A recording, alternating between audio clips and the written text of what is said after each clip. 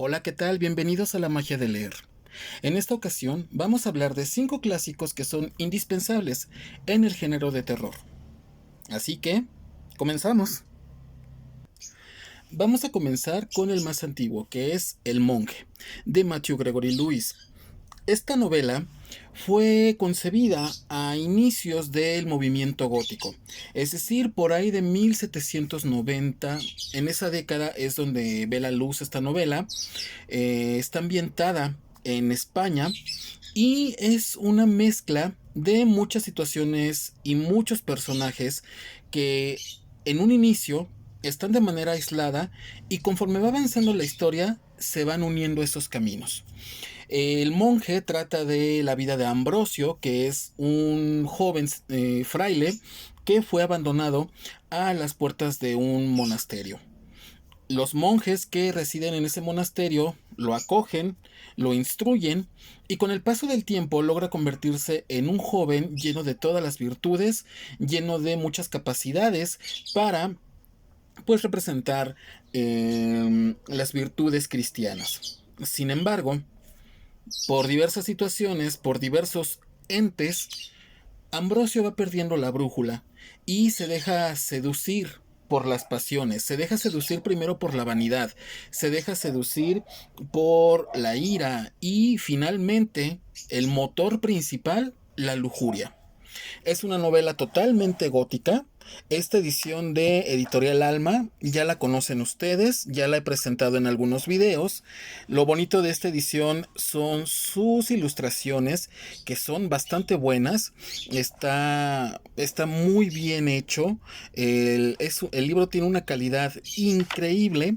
Y pues la historia, ya saben, es una mezcla de intrigas, interviene más villanos aparte de Ambrosio, que es el protagonista, villanos como la madre superiora, la de un convento de monjas, la figura de un joven que resulta no es un joven, sino que es una mujer para seducir a Ambrosio y que es la causante de su perdición, que a final de cuentas vemos que es como un ente demoníaco.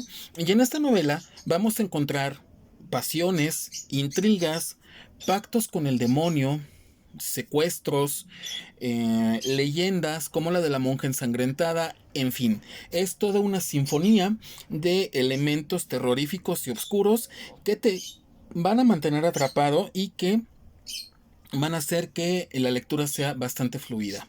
Así que yo te lo recomiendo ampliamente. Recuérdalo, El monje de Matthew Gregory Lewis. Más adelante nos vamos a encontrar con Frankenstein de Mary Shelley. Frankenstein ve la luz en el año de 1818. Es una novela ya con 200 años de antigüedad, más de 200 años de antigüedad, y que fue escrita por una mujer que se dio a la tarea de investigar para poder dar luz a su obra cumbre. Esta novela tiene un dato muy curioso, ya que la génesis se da en Villa Diodati, en una noche de verano en la cual se encontraban Mary Shelley, su esposo Percy B. Shelley, Lord Byron y el médico de este señor Lord Byron, que es William Polidori.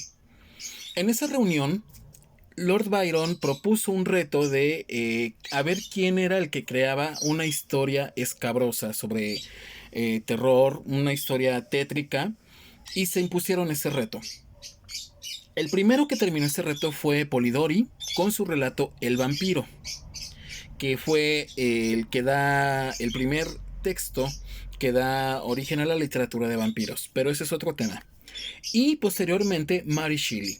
Mary Shelley se apega en estudios que se llevaban realizados en esa época sobre temas de física, sobre temas de la animación de cuerpos con electricidad.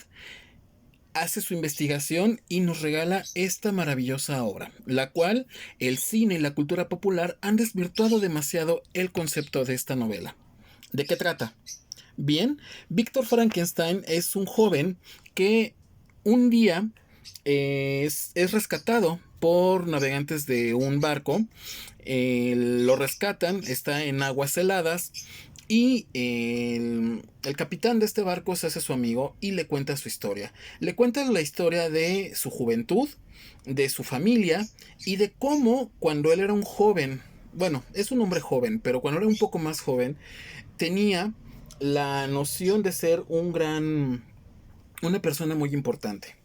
Estudia física, estudia química y su hambre y sed de conocimiento van más allá. Decide ponerse a la par de Dios y toma la decisión de crear vida. ¿Cómo lo va a hacer? Animando un cuerpo inerte, y así es como, con retazos de varios cuerpos, crea a una figura humanoide, pero de tamaño descomunal. Esta figura, en una noche de tormenta, cobra vida y Víctor lo abandona, dejando a la deriva a esta criatura, la cual está necesitada de amor, está necesitada de cariño. Ve a Víctor Frankenstein como su padre y ante el abandono de él decide vengarse. Él aprende a sobrevivir, aprende a comunicarse, intenta ganarse el corazón de algunos personajes de la novela, sin embargo por su aspecto físico es rechazado, y ese rechazo alimenta en él un odio, una frustración, y de ahí sus deseos de venganza. La verdad es que esta novela es una oda al desamor, es una oda a la desolación, es un homenaje a la tristeza, al abandono y por ende al terror. Entonces es una novela muy corta que realmente todo aficionado a la literatura de terror debe leer. Recuerda, Frankenstein de Mary Shelley. Ahora viene Carmilla de Joseph Sheridan Le Fanu. Pasado algún tiempo, surge el primer relato o primer novela corta con temática de vampiros. Y es una historia de Joseph Sheridan Le Fanu, que es Carmilla. Carmilla es la historia de una familia compuesta por un padre y una hija que viven en un castillo a las afueras de una ciudad. Viven tranquilamente junto con la institutriz de la chica y obviamente su servidumbre. Y una vez esta tranquilidad se ve un poco afectada debido a un accidente que ocurre a las puertas del castillo donde ellos residen. En ese accidente están dos mujeres, una muy joven y otra que se presume es la madre de esta joven, y la mujer, la dama que es la madre de la chica, le pide al dueño del castillo que le permita a su hija vivir con ellos, en lo que ella va a hacer un trámite o va a resolver un asunto que ella clasifica de vida o de muerte. Ante esta petición, este hombre accede, piensa que la chica sería una compañera ideal para su hija Laura y se la lleva. Ya con esta chica instalada en su castillo, empiezan a suceder cosas muy extrañas. A Laura, la hija de este señor, comienza a sentirse diferente, pero también comienza a sentir una atracción inusual hacia Carmilla, que es una joven bastante bella. Es una joven que le perturba, que sabe que le atrae físicamente cuando sabe que debería o que no debería suceder esa cuestión, y se desarrolla una serie de sucesos en el que poco a poco se va descubriendo que Carmilla es un ser que no es de este mundo, que es un vampiro. Es una historia muy corta que sin lugar a dudas, después de El vampiro de Polidori, tiene una importancia relevante porque es una historia más corta, también porque es una historia polémica por el tema que trata sobre diversidad, que ahora bueno, ya está más en boga, pero en esos tiempos era impensable y sin embargo tuvo muy buena acogida. Y después hace que esta novela dé origen a un gran clásico, a un gran libro del cual todos hemos escuchado, y es Drácula, de Bram Stoker. Drácula es una novela sobre vampiros, que es la más famosa. Es, si no la más extensa, en su momento lo fue, pero sí la más conocida. ¿Por qué? Porque aborda el tema del vampirismo.